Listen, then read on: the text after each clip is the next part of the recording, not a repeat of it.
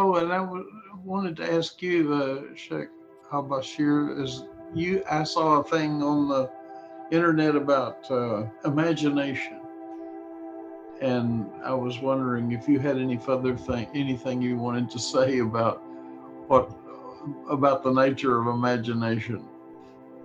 Well, can you bring me up to date on the discussion, and what was the question, or what was actually said? Well, I think you said that imagination was something to the effect that it was real, but I didn't exactly understand where you were headed with that. Well, I was. Did you get the picture I sent from the costume I found last week, which I thought fit into the discussion, which said, everything I imagine is real, or something like that? Oh, right. Yes. Well, I was wondering, I was kind of curious about the name imagination, because image is not necessarily, I'm not exactly sure what is meant by image, because some of the things that that I would call things that I imagine don't have images associated with them. And that's most things in music. In other words, that's right. You compose music, but you're not necessarily composing it around some image. Right. Well, image, at least as the term is usually used, has a visual connotation. Right. But we also could use the term impression, I suppose, when one speaks of music or other senses. Right. Yes, that was what I was wondering. I was trying to come up with a corresponding word that could be used to cover the entire spectrum of things that one would compose. Well, I mean, it's because language doesn't deal very well with these things, and one is inevitably left with fairly sloppy terms. So one has an imagination which generally refers to things that are not concrete, as if things that are concrete really have any separate existence anyway. But we don't need to go there now. So there we have it. So. And then I noticed, another thing about imagination, actors are very good portraying emotions with their faces, which is in fact, I guess, they imagine what anger looks like on their face, and they imagine all these other things. And then or they can recall a particular anger they have. Right. But it is a sense in which the face is the image of the emotion. So it kind of goes both way on that, because you might summon the emotion and let your face do what it usually does. But I think most great actors are capable of portraying all of the different emotions without really feeling them necessarily themselves. I mean, they know how to mobilize their face to express a certain emotion. That may be. I've never asked an actor about that, but that could be. Well, I'm not sure. It may be a matter of good acting is actually being able to place yourself in a state. Right. Maybe you can work, but I know that I was watching an old movie, I think it was with somebody like Greta Garbo or something. And anyway, the commentary was that she had such a flexible control of portraying things with her face that it carried the story without her saying anything. Well, sure. There's a two-way thing about your body's representations of emotions, because you can take a posture or make a facial expression, and you do experience some, to a certain extent, the emotion that goes with it. And there are postures that we in our own lives that are connected with certain emotions or certain moods or certain lost in certain kinds of thoughts or whatever. And it's hard not to communicate them, but it's also true that if you assume a posture, it's easier to have the feeling that goes with it. Yes. Mm-hmm. But I guess the point is can you at will project the different kinds of feelings by the alteration of your facial expressions? I imagine there's no reason why you couldn't. Or do you have to imagine the state and identify with it in order to express that emotion sincerely? I think the But challenge. I know that someone playing poker manages to fool quite frequently their opponents because of the way the manners of their behavior. In that situation, I can definitely see that. But I suspect a good actor actually summons the emotion, but just doesn't identify with it. Right. Right. So it's sort of like summoning the memory of a taste, or I don't know, but you don't have to actually feel angry. You can summon the feeling of being angry, but that doesn't mean you have to have the emotion of it. And Right. I think, I don't know. What do I know? I'm not an actor. But anyway, I was just trying to figure out what the boundaries of imagination are.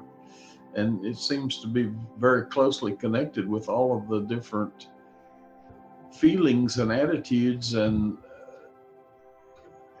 things that a person can have, whatever art you're talking about, or like music, for instance. Yeah. Finally, these are features of the mind. Yeah, and I have sometimes I notice in my imaginations relationships as if they almost had a geometric existence, but I don't see the geometry exactly. I mean, that's the nice thing about the imagination, is that it isn't necessarily tied to materiality. And you can tie it to materiality to the point that you can build a design for something. Oh, well, sure. And very, very constructive in every particular. Yeah. You can have practical imagination that you can direct in certain ways. Right. And then hope it reveals a little bit more than you expected it to, which it sometimes does. I was thinking about, going to a concert and you read the program, and they often have descriptions that the composer was trying to express musically the experience of walking through a park or a forest or this or that. They're seeing being in a thunderstorm or whatever. So that's an effort to portray musically, not visually, but a visual experience. And of course they obviously can portray emotions through music too. Yeah, definitely. We say portray, but it's not a portrait. There's that pictures at an exhibition. Who was that? When you said walking, that's what I thought of. You're saying different. Mussorgsky. Mussorgsky, yes. Saw all these different pictures and then composed a piece to express his reaction to it in a musical sense. That was one of my favorite things to try to play, was a piano reduction of, well, it was originally piano, come to think of it. Trying to play it, and of course I never mastered it. There are parts that are just really require a lot out of you. But yes, but I mean, it's an interesting piece, but there's part of it, and I'm thinking of the Great Gate of Kiev. It's thrilling. Yes, it is. It's thrilling. It's a grand finale. It is thrilling. It's a masterpiece too, the way he takes that promenade theme and Right. weaved it in with some of the others, here and there. You can sort of hear the echo of it. It's a fantastic composition. Yeah, and I like that great gate of Kiev. That is the finale of it. Yeah. Which I've learned the Ukrainians pronounce Kiev. Apparently so. And the Yeah, Russians pronounce we're learning how to say it now that in Ukrainian. we're involved with them. That's right. Has anybody else noticed that people are starting to call Turkey Turkiye or Turkiya? I have. Oh, really? I've Yeah. seen it spelled that way in news articles and wondered. Yeah, I mean, it's usually translated, I think, transliterated to have an E at the end. And, but it's always been just like Thanksgiving turkey. But all of a sudden, There's a different spelling. what? There's a different spelling and perhaps a little different pronunciation. Well, I But guess good so. for But them. yeah, I know, it's interesting. It's almost as if Erdogan said, "All right, everybody, listen up. If How you is want it pronounced anything to do in with Turkey? us- what? How do they pronounce the name of their country in the country? My guess is it's Turkiye or Turkiye. I don't know which one. I've heard both, but all the announcers on Al Jazeera just, they pronounce it that way. And then I've started to hear it a little bit on Western media. So Wow. it's three syllables then, not two. Yeah, you do pronounce that little dangling vowel. But I do find it a bit funny because different countries have different pronunciations and names in different languages. Yeah. And I find it strange that Turkey can all of a sudden say, well, our name is Turkiya, so the entire international community has to start calling it Turkiya. That would be like Germany saying that everyone that speaks English has to call Germany Deutschland. Makes no sense.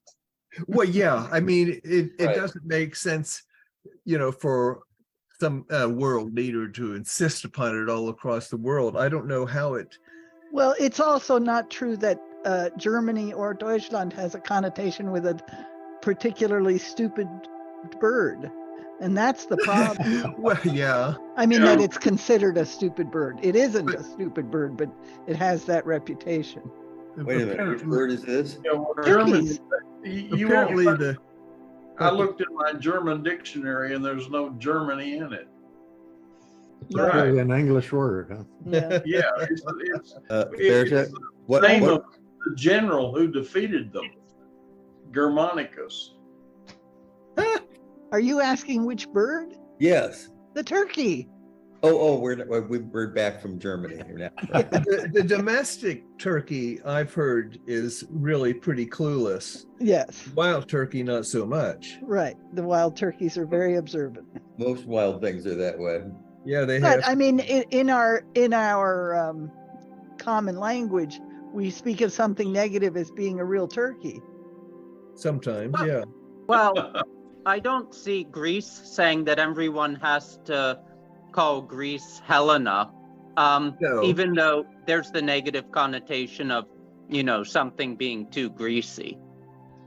Maybe they're not aware of it. I don't know, but I see it as just a similar thing, that as people noticing that people trying to say Kyiv more than Kiev, and I think it's actually, oh yeah, really, well, I guess we could show it that respect. If that's what the people want it to be called, who are we to say otherwise? But yeah, I mean, Germany and Deutschland, that's, when the word is really different. There's no point Well, in yeah, and telling us how to pronounce the word Germany. Germany is not one that they're real particularly proud of. I mean, that was being defeated by a Roman general. Well, yeah. Well, I don't know how we ended up calling them Germany, where they're Germanic, there were Germanic tribes before there was or at least that's the word we use, before it was a state. I mean, it must come from somewhere. not Well, just. it comes from the Latin that is in English, and the fact that the educated people spoke Latin. So Germany was Germanicus. Yeah. Yeah, that makes sense. There's a lot of stuff that Latin has. I was thinking there was another one. I can't remember now what it was, but I realized that it was because it became something that was discussed by more learned people, and at the time they knew Latin, and I can't remember now what the word was. But it made something that I thought was inexplicable explicable. So it was satisfying at the time. If you can remember more details, that's the kind of story I know. I'm sorry that it's not coming to me right now, but maybe it will. It will. It will. Should we do some questions? Question number one. There's a thought. Let's let some questions do something to us. Let's take a peek. That would even be better. Okay. Okay. Our current ethical foundations are Jewish and Roman. There is actually very little in the way of Christian ethics in our world. Do you think it would be possible to reorient communities along Confucian and true Christian ethics, and what would that look like? So why do you make this as first? Just don't tell them it's Confucian if you want them to listen to it. Why do you say the foundations are Jewish and Roman as opposed to Judeo-Christian? Well, because, as I said, very little of true Christian ethics has actually penetrated our society. Why have Jewish ethics? And because Augustine made Christianity the world religion and incorporated all of Roman law, which became church law. They now call it canon law. But that was the basis of much Christian. Yeah. Right. So the actual law we have today, even everything from the Constitution of the United States to British common laws descended from Roman law, and a lot of ethics, at least religious ethics, still descend from the Old Testament, for better or for worse. Yeah. Well, you're talking about ethics in terms of being the law of a people. Whether Christianity it's legally or not, yeah. It's not a tradition that projects that. It does not. But it doesn't mean that it doesn't have ethical values that are followed by Christians. Well, I didn't say Christianity doesn't have ethical values. I just said Christian ethical values are followed by almost nobody today, because Christian ethics, though deceptively simple and not taking up hundreds of pages, are actually much more austere and, in my view, beautiful than a lot of the more legalistic formulations, such as in the Old Testament. But unfortunately, they tend to go against a lot of, at least what we view as human nature. In many respects now, people look at someone like Nietzsche as being countercultural, but really, a lot of his ethics fit right in with the way things are done today. Dog eat dog, we almost really think about the true Christian ethics that where the early desert fathers would give up everything they own and have nothing but the clothes on their back and a copy of the Gospels, and they would be told by their master, "Why do you still have a copy of the Gospels? Think about all the good you could do by selling that copy of the Gospels and using it to buy bread for the poor." Yeah. I mean, that I find a little extreme, but in the case of a particular person, it might be appropriate.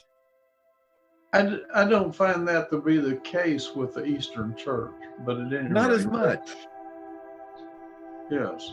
So I mean, that may be the Western Church, of course, which their Bible was in Latin. Right.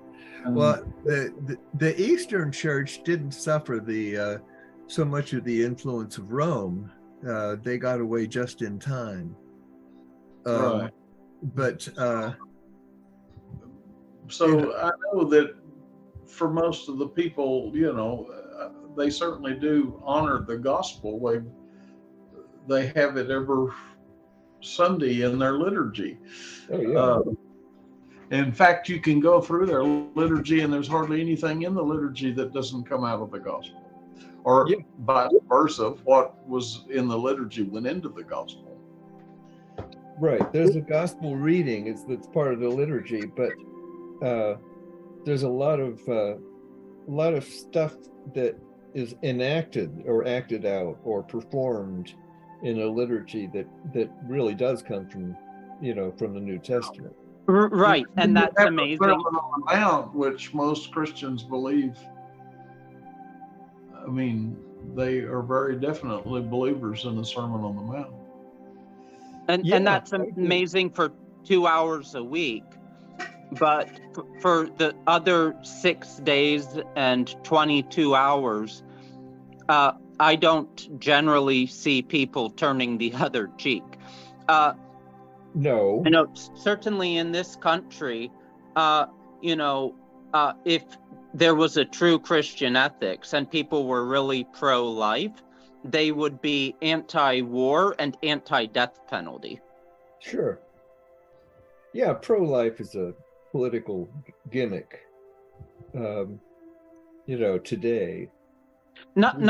Even though the literal meaning still has value.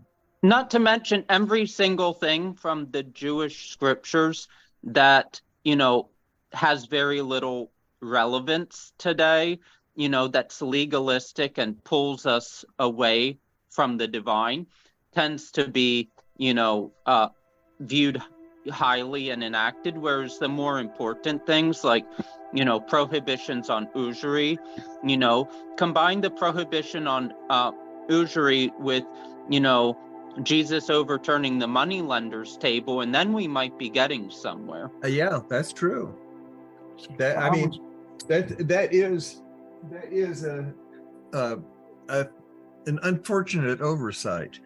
But the thing is that rules are easier to follow than principles. Even Christian ethic could be said to be really, really simple.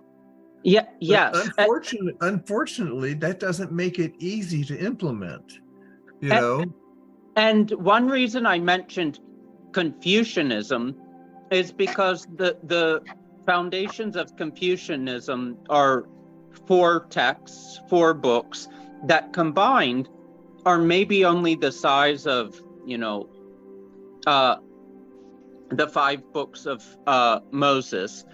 But there's almost nothing having to do with history or tribe. No. It's all about, and despite preconceived notions, it's not very legalistic. Rather than talking about actual actions and laws, it's talking about principles.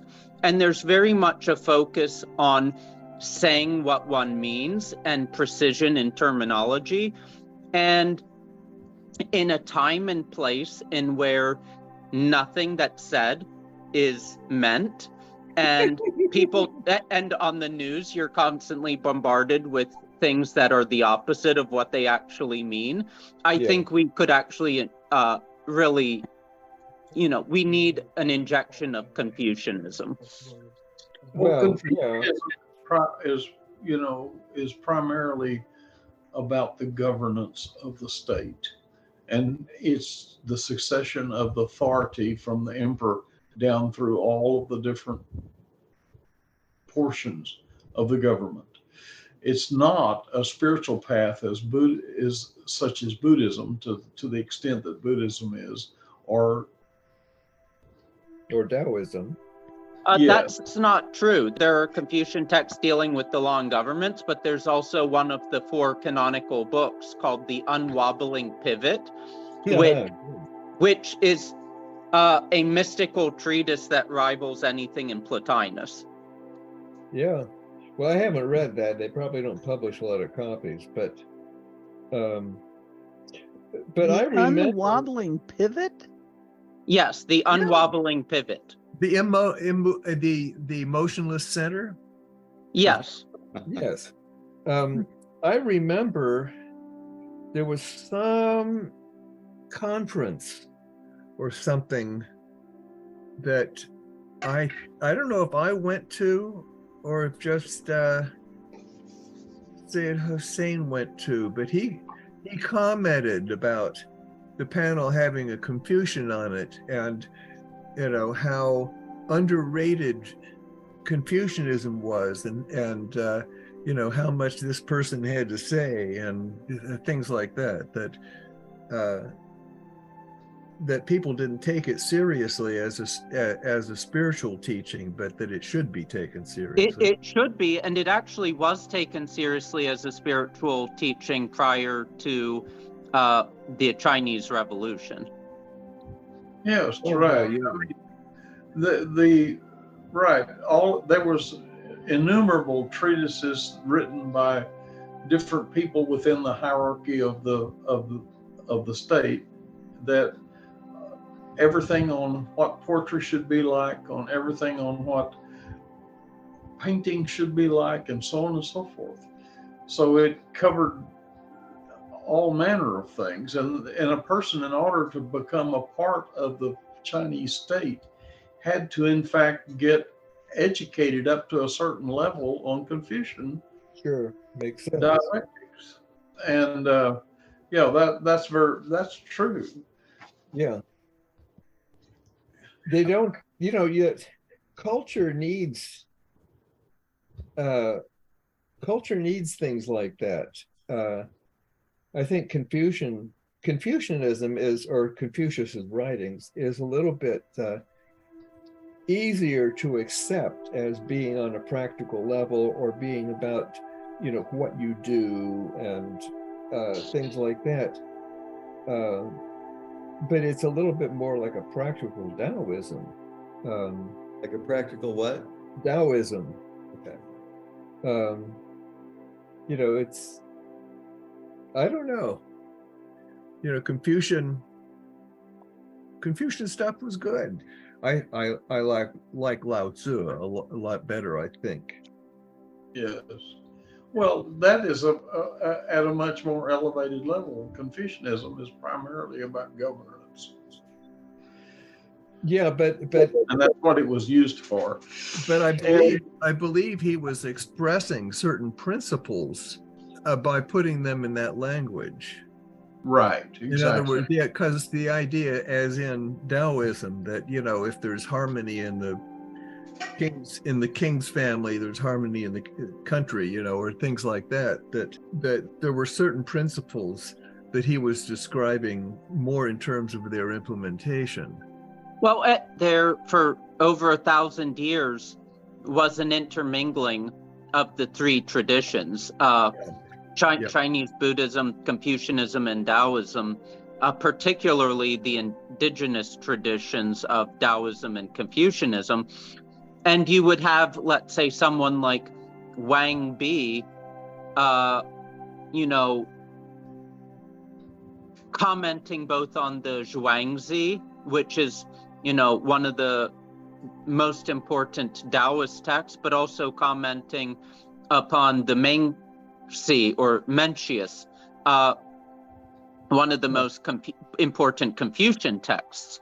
And there's not really any contradiction there, because both of the texts could holistically be used together. Go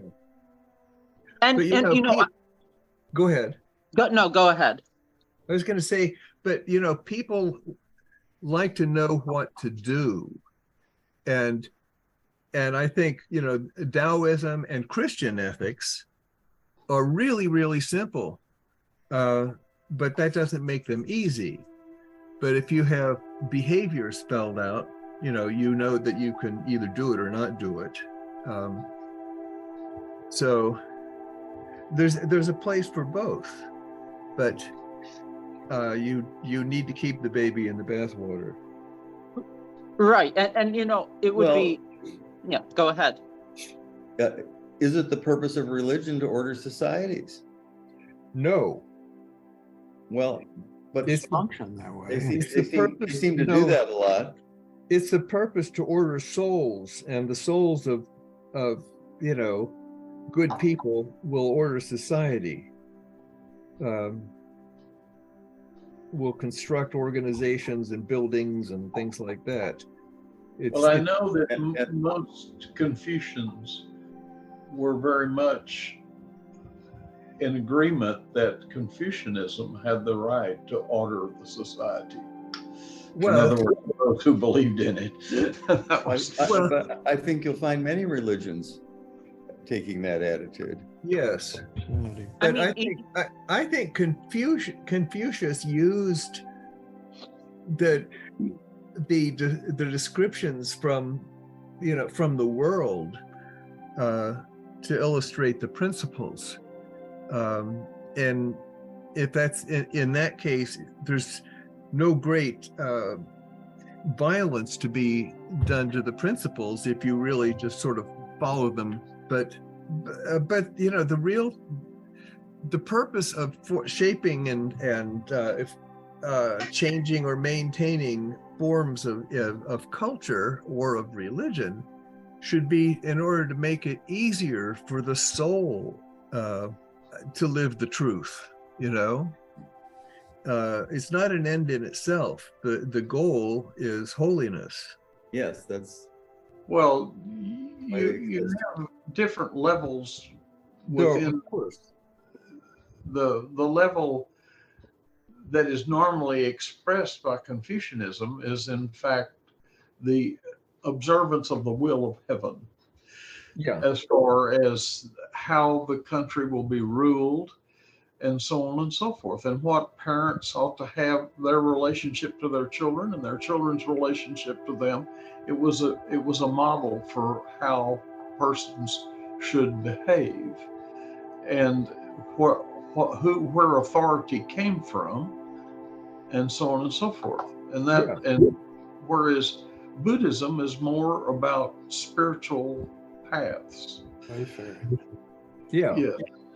And Taoism is practically pure esotericism. Mm-hmm. Okay, that's. But so each one of those plays its part in that. Did in that ancient Chinese culture, but it doesn't.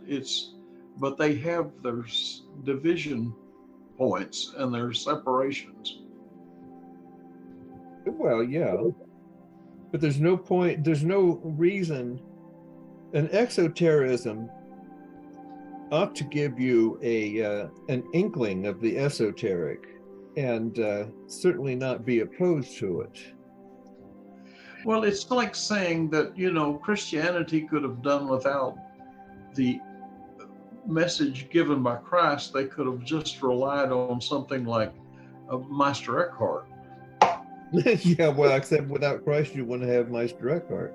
Well, I'm just saying that the level that Taoism operates at is, you might say, to some extent, above where Confucianism and Buddhism operate. Yeah, it invites you more directly into the principalities, or, you know, not in the sense of powers and principalities, but, you know, into the principles. But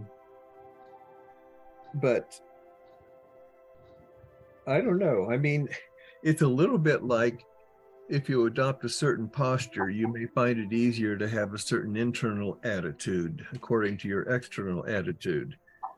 And I think exotericism properly done accomplishes that kind of effect. Exotericism leads those who are capable on up the chain or the ladder, so to speak. Yes. That doesn't mean that the majority of people in a society are going to be able to operate at that level. And that's why you have to have a law, a divinely instituted law to some extent. To some extent, but Tell me again why you have to do that. But the most important thing is, if you've got a law, you have to emphasize in whatever tradition the equivalent of "judge not lest ye be judged." And it's that judgmental morality that comes in as people, take things personally and think everything has to do with them. They have to, they have to feel this way because of that and all that nonsense. Well, the Ten Commandments is kind of the initial point of the viewpoint of law. Yeah. All right. And but it's very simple. Christianity does not have a law for the people. No. It has a spiritual way. I was thinking bring someone up to enlightenment. But Christianity, left Caesar's things up to Caesar. And I wish people would remember that. Yeah, It doesn't mean that you shouldn't try to be a good Christian when you implement, things in, legal things and like that. Of course you should, but. Well,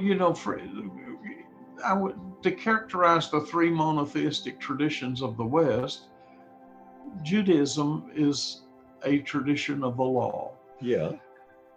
Christianity is a tradition of love, a bhakti tradition, and Islam is a way of knowledge or knowing. And so you have those three in the Chinese tradition, except they each have a certain separateness. You have Taoism, and then you have Buddhism, and then you have Confucianism, and they can all coexist because they each address a different level of spirituality. Yeah, well, they had the good sense not to claim exclusivity on the truth. That's right. But they didn't always get along real well with each other. No. There was a lot of Buddhism by Taoists and also by the Confucians. Oh, sure. That's people. Right. People are always the problem. Nature works, pretty much harmoniously, even though it appears disordered sometimes. And truth has an elegant harmony and beauty, but people keep coming along and mucking things up because they think they understand. So I was having difficulty, I still do, thinking about the notion of Christian ethics. And I remember when I first started as a child, as a Baptist, I thought I was entranced by the idea that Jesus Christ was a spiritual presence that you could interact with and be saved by. Yeah. But the teachings, I think most Christians tended to view the teachings of Christ as being so idealistic that you couldn't really expect human beings to follow them. I mean, you mean like treat your neighbor as yourself? Yeah. You couldn't possibly do that. You couldn't possibly. And there are others. I mean, if you look at the various gospels sermons of Jesus as presented in the Gospels, so many of them, you'd say, well, maybe he could do that, but I have trouble thinking of a whole society being governed by ethical standards or rules based on the teachings of Jesus. But what's amazing is to incorporate the Judaic tradition. What it happened there is that Christianity universalized it. In other words, the Judaic tradition could have the only people it could have reached at all were people who were Jews, and they had to be born of a Jewish mother. And that means it's exclusively a certain population of people.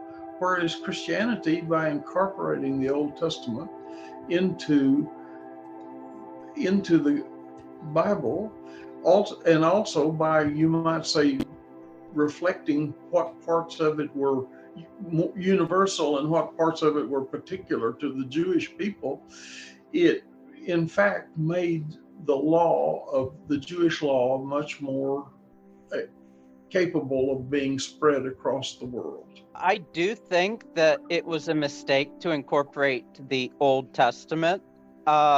In fact, in some of the early Christian councils, there was serious. Was it Marcion that? Yeah, Marcion. Yeah,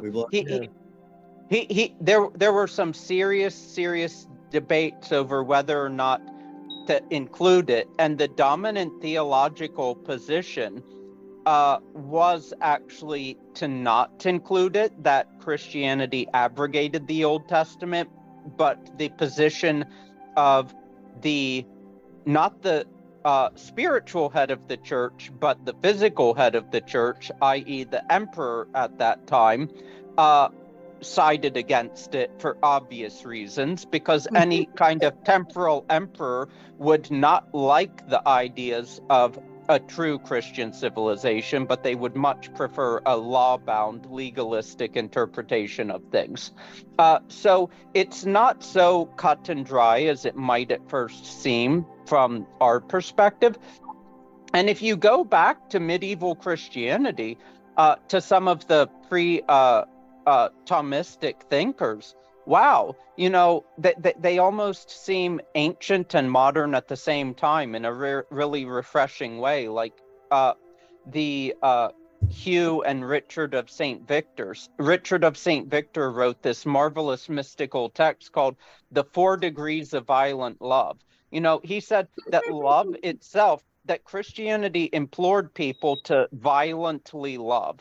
And I like the way that had to be phrased. I mean, think about it today. Muslims, Christians, Jews, Buddhists, they all hate, and they hate violently. And love, if anything, they love very tepidly. Their love is cold and their hate is strong.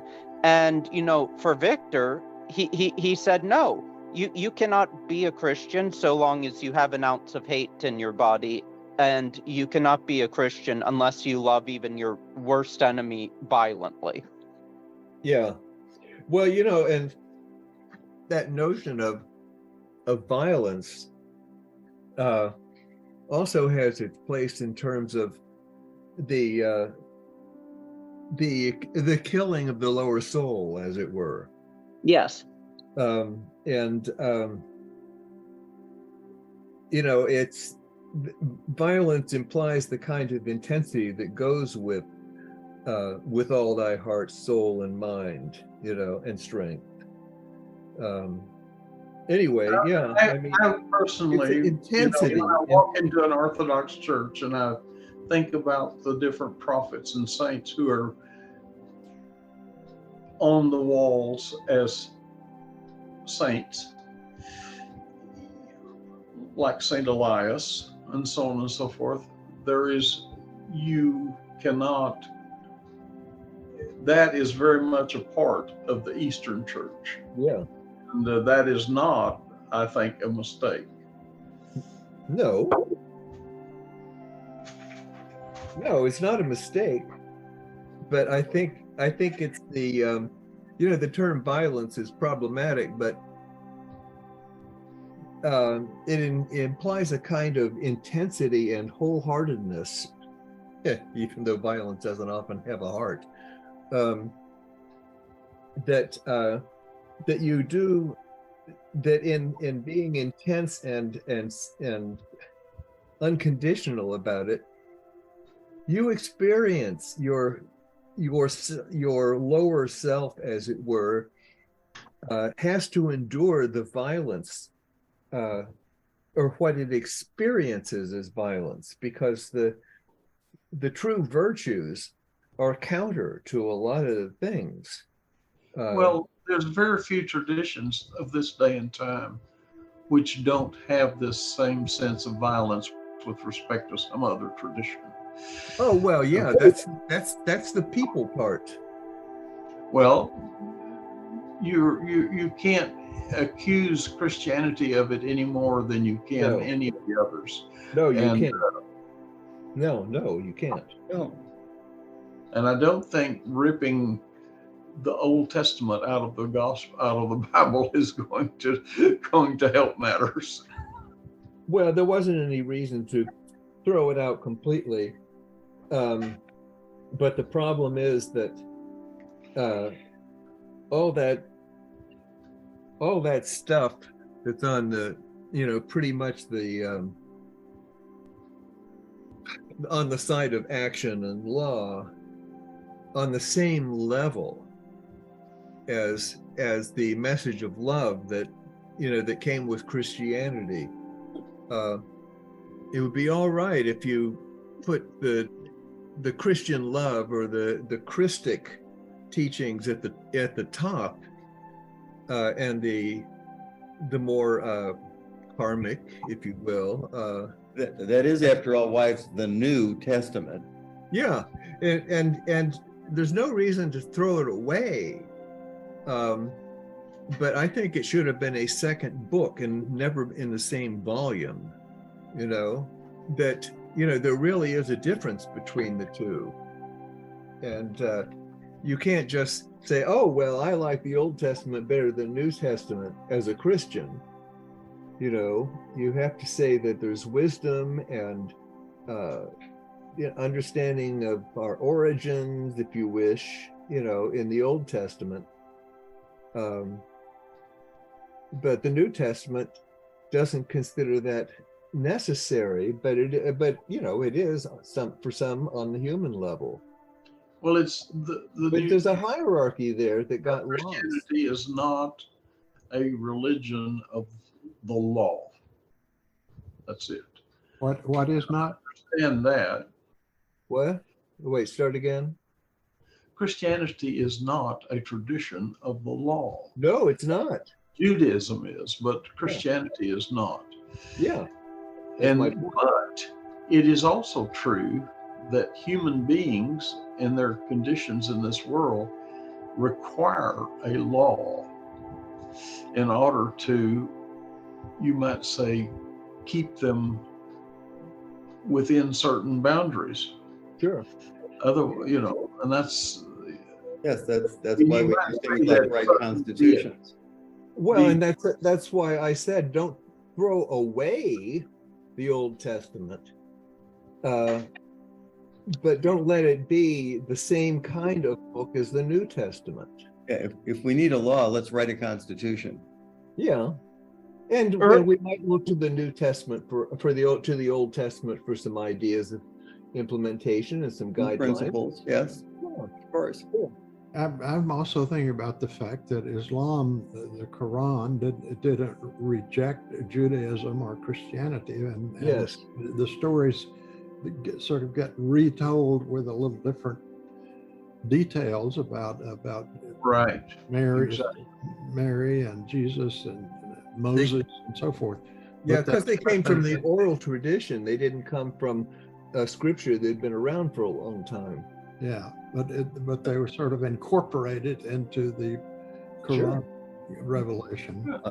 The Quran has a chapter on one right after another of the Judaic saints. I mean, of the Judaic prophets.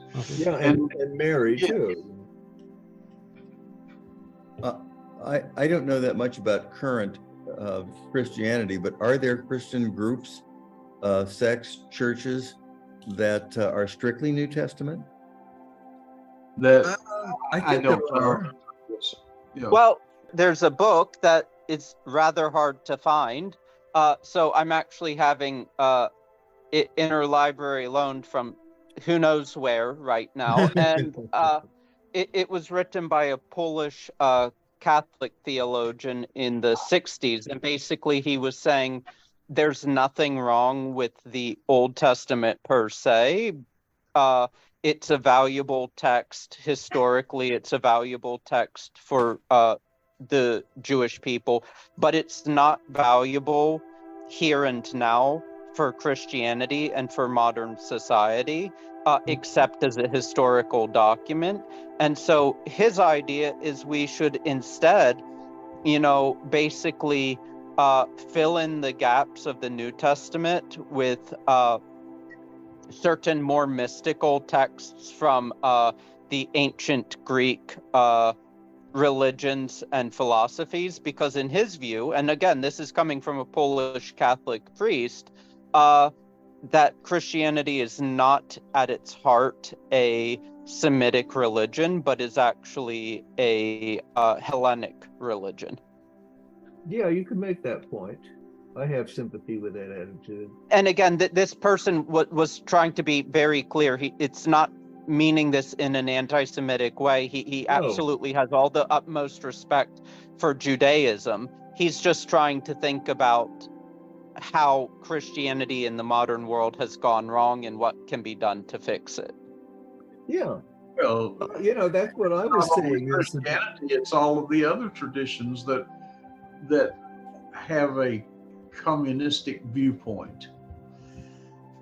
In other words, they believe in their commune, and they reject the others. That's the way with nearly every tradition out here. Well, that's what people do, with or without religion. It's tribalism. And so, my feeling is natural, so you can't just condemn it completely. But that problem is the problem that was addressed primarily by perennialism. Well, yeah. I mean, some way or another, that's what has to be addressed in order to get people be outside of that viewpoint or beyond that viewpoint. That's all. Well, yeah. I mean, perennialism as a philosophy could be helpful. Esotericism is really the solution, but good luck promulgating that everywhere. I mean, it is promulgated everywhere. The gospel has been sort of preached to all people by now, but and it may even be true that the best situation that can be expected is for the traditions to be separate in the way they are. But it doesn't mean that you can't find a viewpoint that transcends these divisions, differences, and follow it. And they should be respected, not opposed. You just say, well, that's not what I do. So we're well into our 7:13. Oh, we are. About as far as we usually go. And we only got through one question. I don't know if we've answered it adequately. Did we get through it? No. Still hot at it. We went around it and around it. Yeah. We explored it, but I don't know if we're done with it. Is there a school solution? About Adria, do you have a school solution, the authentic, correct answer to the question, or? My authentic, correct answer to the question is to replace the Old Testament with the Metamorphoses of Ovid and the Confucian 4 books. Well, possibly it ought to be considered more on the same level as those, but I think the things found in the Old Testament can have a value of their own. It's just that they're not the truth. Right, and they shouldn't be. And the only thing I would say to that, since they haven't been able to get past the minor differences between the two creeds, between the Eastern and the Western parts of Christianity, you're very likely not to be able to remove the Old Testament from the gospel, from the Bible. Oh, no, I wouldn't expect that would be practical. I'm just Well, that's speaking. what she was saying should be done. Well, And what I'm saying is it isn't going to happen.